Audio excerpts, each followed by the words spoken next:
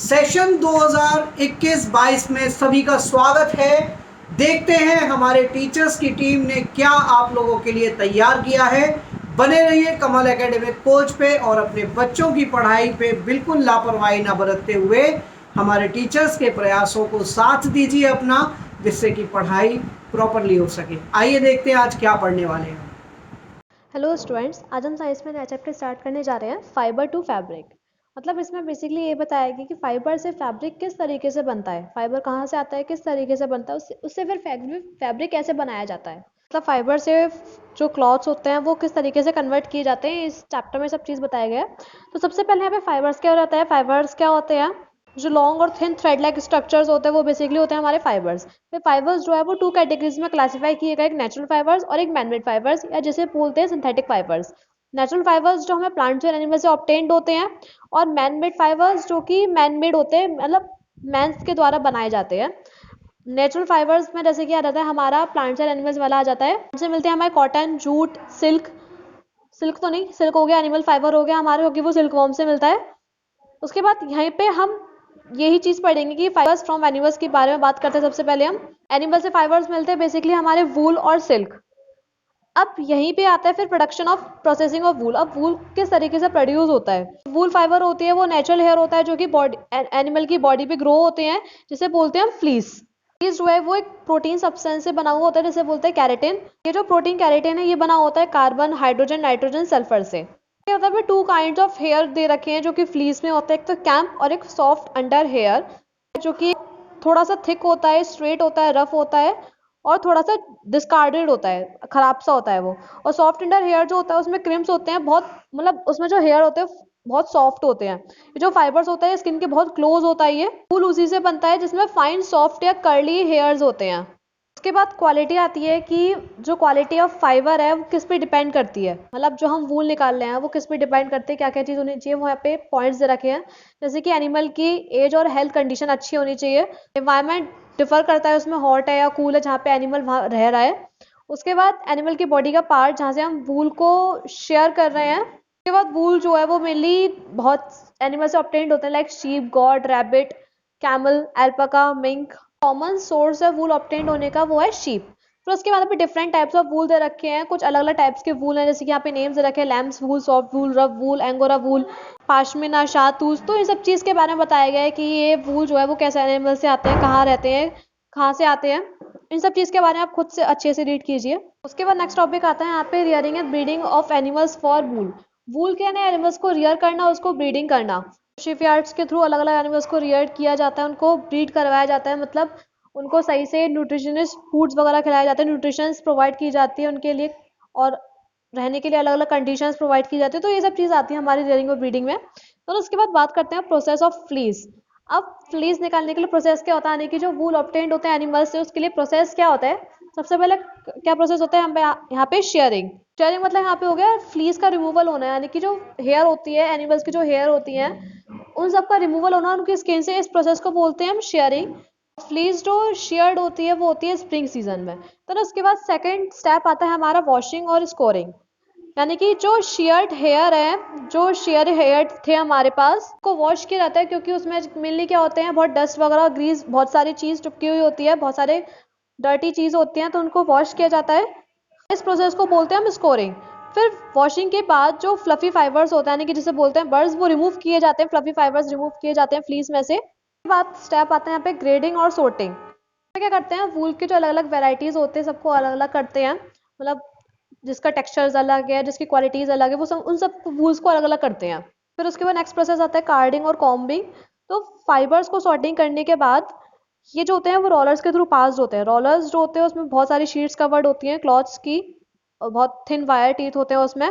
Mainly सारे जो fleece होती है उनको अलग अलग कर देते हैं, बिल्कुल स्ट्रेट कर देते हैं उनको, और फाइबर्स जो है वो रोल होकर बाहर निकलते हैं, एक फ्लैट शीट पे थ्रू बाहर निकलते हैं, जिसे बोलते हैं वेब। और वेब जो है वो एक, उसके बाद प्रोसेस आती है यहाँ पे स्पिनिंग, देन जो कार्डनिंग के बाद यानी कि कॉम्बिंग के बाद फ्लीस को, उसके बाद क्या होता है, स्प्रिंग प्रोसेस होता है, यानी कि सारे जो फाइबर्स होते हैं, जो फ्लीस होते हैं, सबको ट्विस्ट करके यान में कन्वर्ट किए जाते हैं। और यान जो है वो कहते हैं कंटिन्यूसली थ्रेड फाइबर होता है, जो कि जिसमें बहुत सारे फाइबर्स होते हैं। इससे क्या होता है, फिर वीविंग और निटिंग में काम आते हैं ये। उसके बाद डाइंग, जो क्रीमी वूल फाइबर होते हैं, डाई किए जाते हैं, अलग अलग कलर्स हैं, जो भी हमें कलर्स चाहिए होता है सब में अलग अलग डाई किए जाते हैं। तो यहाँ से रखा है, सबसे पहले क्या होता है, शीप की शेयरिंग होती है, वॉशिंग होता है, सॉर्टिंग होता है, कार्डिंग ऑफ फ्लीज हो गया हमारा, स्पिनिंग हो गया, डाइंग ऑफ फ्लीज हो गए। तो ये सारे प्रोसेस हो गए, यानी कि सारे स्टेप्स हो गए वूल को ऑब्टेन करने के लिए एनिमल से। उसके बाद यार्न बनाने के बाद क्या होता है, हमारे वीविंग और निटिंग होता है, यानी कि उसके बाद हमारे फैब्रिक बनाए जाते हैं। तो यहाँ पे इन सब चीज़ को रीड कर लेना आप खुद से। बाद यहाँ पे एक नेक्स्ट पॉइंट आता है, occupational hazard of wool industry. मतलब जो वूल इंडस्ट्री है उसमें हजार्ड्स वगैरह क्या होते हैं। अब जैसे कि कुछ कैटल्स होते हैं, वो उसमें डिसीज होती है, एंथ्रेक्स डिसीज होती है, जिसमें बहुत सारे बैक्टीरियाज कवर्ड होते हैं। और पीपल अगर कोई भी उस इंडस्ट्री वगैरह में वर्क कर रहा होता है तो उसके पास बहुत बड़ा रिस्क होता है, तो उसकी बॉडी में इन्फेक्शन होने के चांसेस रहते हैं, कट्स वगैरह हो जाते हैं, वाउंड्स वगैरह हो जाते हैं, और बैक्टीरिया जो है वो उनके ब्लड के अंदर एंटर कर जाता है उस कट के थ्रू। और फिर ऐसे स्किन और ब्लड डिसीज होते हैं जिसे बोलते हैं हम सॉर्टर्स डिसीज। तो ना उसके बाद आती है सिल्क। अब सिल्क किस तरीके से ऑब्टेंड होता है, इसका सारा प्रोसेस यहाँ पे बताया गया है। तो सिल्क जो है वो मेनली एक इंसेक्ट से ऑब्टेन होता है जिसे बोलते हैं सिल्क मॉथ। सिल्क क्या है, एक fine strong lustrous natural fibre है जो कि एक प्रोटेनियस फैब्रिकॉन से बना होता है या सैरिसिन से बना हुआ होता है ये। उसके बाद यहाँ पे क्वालिटी ऑफ सिल्क बताई गई, उसके यूजेस बताए गए कि सिल्क की क्वालिटी किस तरीके से होती है, उसके यूजेस क्या होते हैं। जैसे कि क्वालिटी अभी जो बताई थी मैंने, लस्ट्रस होता है, सॉफ्ट होता है, इजली व्रिंकल नहीं करता ये, और सिल्क गारमेंट्स जो होते हैं वो बॉडी को वार्म रखते हैं। उसके बाद यूजेस भी इसके बहुत सारे होते हैं, जैसे कि हमारे इंडिया में कितने सारे यूज होते हैं, रिबन्स बनाने के लिए, साड़ीज बनाने के लिए, शर्ट्स बनाने के लिए, नेक टाई, सिल्क कारपेट्स बनाने के लिए, अपोस्ट्री होम्स वगैरह के लिए, और बहुत सारे गारमेंट्स के लिए यूज होते हैं। सिल्क थ्रेड जो है सर्जरी वगैरह में यूज होते हैं, इंडस्ट्रीज में पैराशूट्स में यूज होते हैं, फिशिंग फाइबर्स में, नेट्स बनाने के लिए, कॉइल्स बनाने के लिए। तो इन सब चीज़ में क्या है, हमारे सिल्क यूज होता है। तो उसके बाद हिस्ट्री बताई गई है सिल्क की, सिल्क जो है वो किस तरीके से डिस्कवर्ड हुआ, ये आप खुद से पढ़ लेना। फिर नेक्स्ट और मेन बात इसमें ये आती है, life cycle of a silk moth. अब जैसे कि सिल्क जो है ऑब्टेन्ड होता है सिल्क मॉथ से।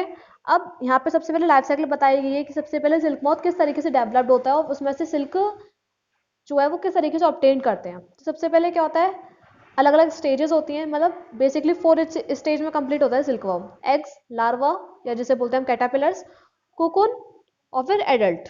एग्स जैसे कि एक फीमेल मौज जो होती है लगभग 500 एग्स देती है ग्रीन मलबरी लीव्स पे। जो सिल्कवर्म होते हैं वो किस पे रहते हैं, हमारे ग्रीन मलबरी लीव्स पे रहते हैं, उन्हीं को खाते हैं वहीं पर ही रह के। कुछ दिनों बाद जो एग्स होते हैं वो लार्वा में कन्वर्ट हो जाते हैं, कैटरपिलर जिसे हम बोलते हैं, बेबी कैटरपिलर जैसे हम बोलेंगे, वो खुद ही फीड करते हैं मलबरी लीव्स पे ही। उसके बाद धीरे धीरे धीरे करके टाइम टू टाइम पे वो ग्रो होते हैं और बिग कैटरपिलर्स बनते हैं जैसे बोलते हैं हम सिल्कवर्म।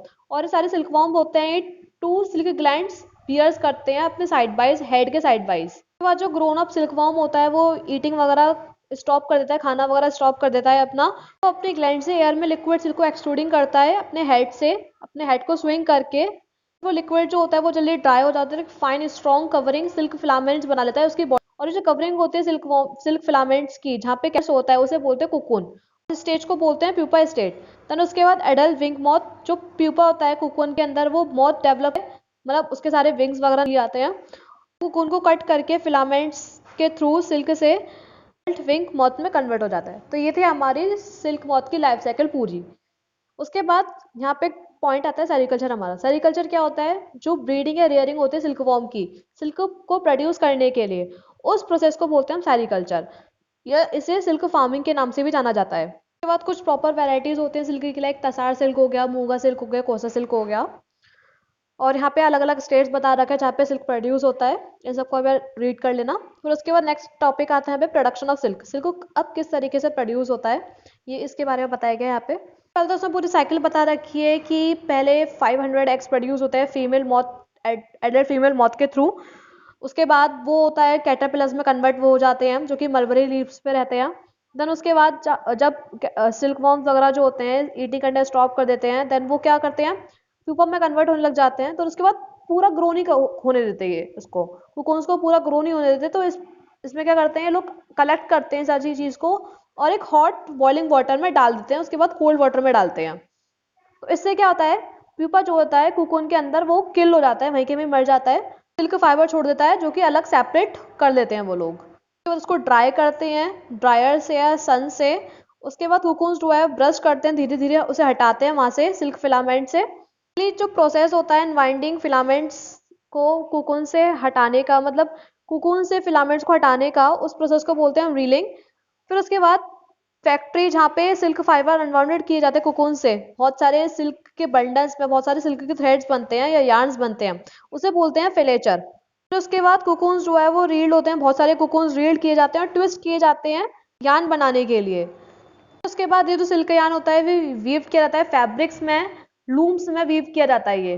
तो उसके बाद यहाँ पे एक टेबल दे रखी है, क्लॉथ बताया है, इसमें करेक्टरिस्टिक्स और ऑब्जर्वेशंस बताए गए हैं उसमें। जैसे कि क्लॉथ है हमारे क्या क्या है, नेचुरल सिल्क हो गया, वूल हो गया, आर्टिफिशियल सिल्क हो गया, नायलन है। इसके अलग अलग करेक्टरिस्टिक्स बताए हैं कि बर्निंग करते हैं तो किस तरीके से बर्न होता है, ये स्मेलिंग किस तरीके से स्मेल आती है इसकी, कैसे ऑर्डर होता है इसका। तो इस टेबल को आप एक बार रीड कर लेना। उसके बाद नेक्स्ट यहाँ पे हमारा हेल्थ प्रॉब्लम्स आते हैं जब सेरिकल्चर होता है, यानी कि जब सिल्क ऑब्टेन्ड होता है तब इंडस्ट्रीज में कुछ हेल्थ प्रॉब्लम्स होते हैं। जैसे कि जब हम कुकून्स को बॉयल वाटर के लिए मतलब बॉइलिंग वाटर में प्लेस करते हैं तो पीपा जो होता है कुकून के अंदर वो मर जाता है। तो इससे क्या होता है, जो वेपर्स जो निकलती है जब हम इसे इनहेल कर लेते हैं तो इससे हमारा रेस्पिरेटरी प्रॉब्लम्स हो जाते हैं, लाइक अस्थमा हो जाता है। वर्कर्स जो होते हैं कुकून्स को ट्रांसफर करते हैं हॉट वाटर से कोल्ड वाटर में, जिससे इनकी स्किन जो होती है ब्लस्टर्ड हो जाती है या पीलिंग हो जाती है, इनकी स्किन हटने लग जाती है ऊपर से, हैंड से या फीट्स वगैरह से। तो ये कुछ हेल्थ प्रॉब्लम्स है सेरिकल्चर के थ्रू। तो स्टूडेंट्स इस चैप्टर को आप खुद से रीड कीजिए एक बार। आज के लिए इतना ही। Okay students, thank you.